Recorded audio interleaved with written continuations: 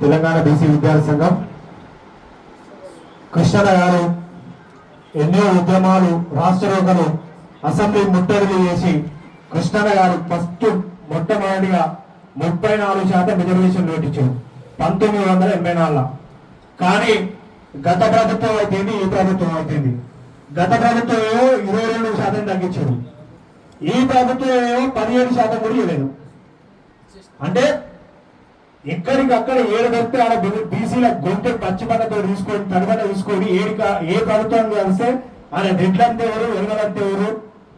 కృష్ణన్న పోరాటం చేసేమో మా బీసీలు సర్పంచ్ కావాలి, వార్డు మెంబర్లు కావాలి, ఎంపీడీసీలు కావాలి, జెడ్పీడీసీలు కావాలి, మున్సిపల్ చైర్మన్లు కావాలి, కార్పొరేటర్లు కావాలని కృష్ణన్న అధికంగా ధర్నాలు రాష్ట్ర ప్రభుత్వం చేస్తుంటే మీ ప్రభుత్వాలు ఎవరు ధర్నా చేయరు, ఎవరు రాష్ట్ర ప్రభుత్వం చేయరు, కనీసం వాళ్ళ జాతుల కోసం కూడా అడగరు. కానీ ఈ ఈడబ్ల్యూఎస్ కోట 10% రిజర్వేషన్లు వస్తాయి.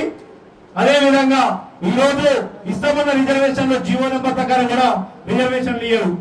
అంటే బీసీలు అంటే ఈ ప్రభుత్వాలకు చీమగుట్టనుంటాయి అనే విధంగా చూస్తున్నారు. అందుకని బీసీ సమాజానికి ఒకటే గుర్తు చేస్తున్నా, గర్జించే సింహ మరో కృష్ణన్న లెక్క గర్జించే సింహాలు కావాలి మీరు. కానీ ఆ పార్టీలో ఓడియం బట్టి ఈ పార్టీలో ఓడియం పడితే మీకు ఏం రావు, బూడిద రాసుకుంటే ఏమొస్తుంది, బూడిదనే వస్తుంది అన్నట్టు రేపు బీసీలను ఎక్కడికక్కడ పార్టీలలో వాడుకునే కూలీలుగా మాత్రమే చూస్తున్నారు తప్ప బీసీలను మనుషుల కంటే దారుణంగా చూస్తున్నారని నేను తెలియజేస్తా ఉన్నాను. అందుకనే బీసీలు ఇప్పటికైనా మేల్కొని ఎక్కడికక్కడ మన జాతుల కోసానికి ఉద్యమించాలి. అడగండి అమ్మాయినా అన్నం పెట్టదన్నట్టు మీరు ఎక్కడికక్కడ వచ్చి బీసీ సంఘాలల్లో ఎక్కడికక్కడ పోరాటాలు చేసి మనం రిజర్వేషన్లు సాధించుకోనిక కృష్ణన్న ఆధ్వర్యంలో కృష్ణన్న నాయకత్వంలో మీరు చిన్న చిన్న మనస్పార్థాలు పెట్టుకొని నేను ఆ పార్టీ కింద పనిచేస్తా, నేను ఈ పార్టీ కింద పనిచేస్తా, నేను ఆని కిందికి పోతా, నేను ఈయన కిందికి పోతా అంటే నాకు ఆ పార్టీలలో మిమ్మల్ని బలిచ్చే మేకల కంటే ఘోరంగా చూస్తారని బీసీ నాయకులకు బీసీ లీడర్లందరికీ నేను గుర్తు చేస్తా ఉన్నాను. అందుకనే మీరు ఎప్పుడైతే గర్జిస్తారో ఈ ప్రభుత్వాలు పైనుంచి దిగొచ్చి మనకు ఆటోమేటిక్ గా రిజర్వేషన్ 42% రిజర్వేషన్లు ఇస్తారు. ఈ రోజు కృష్ణన్న గారు చేసిన బంధుకు నవంబర్ 18వ తారీఖు బంధుకు పిలుపునిస్తే ఎక్కడికక్కడ పూర్తిగా సంపూర్ణంగా బంధు వేసి రాష్ట్రాన్ని అగ్నిగుండం లెక్క తయారు చేశారు. కృష్ణన్న గారు బీసీ ఉద్యమాన్ని రోజు రోజుకు అంచెలంచెలుగా ఎదిగిస్తారు. అంటే అర్థం చేసుకోవాలి, మనము ఎప్పుడైతే ఒక ఉమ్మడిగా ఉండి ఎక్కడికక్కడ మనం కలిసి ఉంటే మన ఉద్యమం మనం అడిగితే ఎక్కడికక్కడ వస్తాయని తెలియజేసుకుంటూ ఇక మున్సిపల్ ఎన్నికల గురించి మాట్లాడతాం. ఆ రోజు 42% రిజర్వేషన్లు ఇస్తామని కామారెడ్డిలో డిక్లరేషన్ చేశారు. కానీ సిద్ధరామయ్య మా బీసీ బిడ్డ సిద్ధరామయ్య తీసుకొచ్చి మేము బీసీలకు 42% రిజర్వేషన్లు ఇస్తాం అని తడిబట్టతో గొంతు పోస్తే ఆ రోజు ఎక్కడికక్కడ బీసీ నాయకులు అయితే, నిరుద్యోగులు అయితే, విద్యార్థులు అయితే గ్రామాల వాడల తిరిగి కాంగ్రెస్ ప్రభుత్వాన్ని గెలిపించి రేవంత్ రెడ్డిని ముఖ్యమంత్రి చేశారు. దానికి బీసీలే మొదటి అడుగులో ఉన్నారని నేను ఈ ప్రభుత్వాన్ని డిమాండ్ చేస్తా ఉన్నాను. అందుకని మీరు ఇచ్చిన మాట ప్రకారం 42% రిజర్వేషన్లు ఇస్తామన్నారు. కోర్టులో కేసు ఉంది, 67 బీసీ సంఘాలు ఇంప్లిమెంట్ కేసులు వేసారు. కానీ ఒక్కరు కూడా వాటిని కేసులు వినకుండా, ఇంప్లిమెంట్ కేసులు వినకుండా, మంచి లాయర్లను పెట్టకుండా, పెద్ద లాయర్లను పెట్టకుండా ఒక ఆయన వచ్చిండు, ఆయన ఏం మాట్లాడిందంటే ఆయనకే అర్థం కాకుండా మాట్లాడిందో పోయాడు.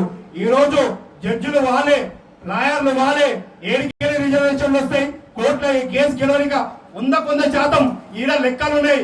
బీసీ డెడికేషన్ కమిషన్ ఉంది, బీసీ డెడికేషన్ కమిషన్ లో క్లియర్ లెక్కలు ఉన్నాయి.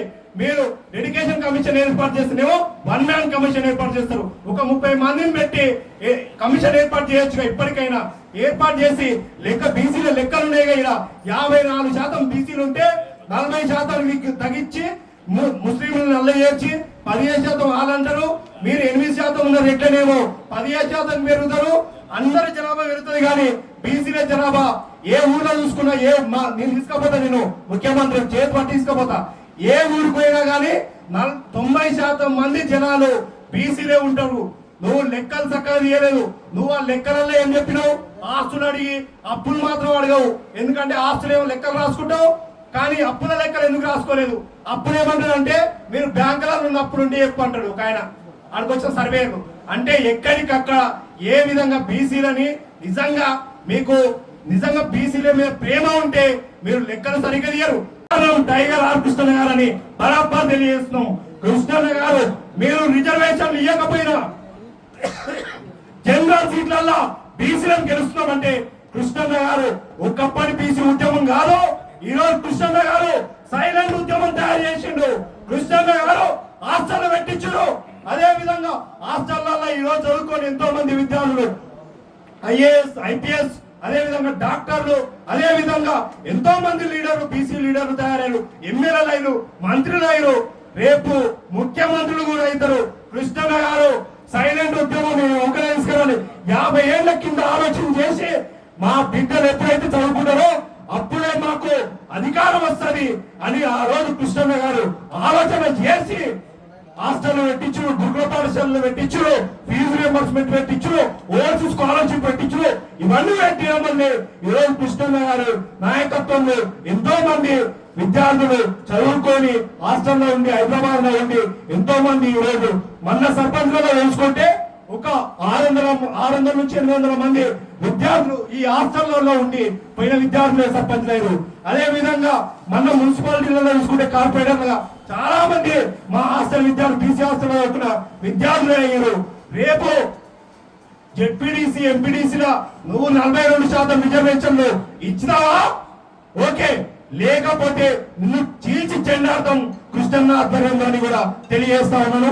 ఈ అవకాశం ఇచ్చిన నీల వెంకటేష్ గారికి ధన్యవాదాలు.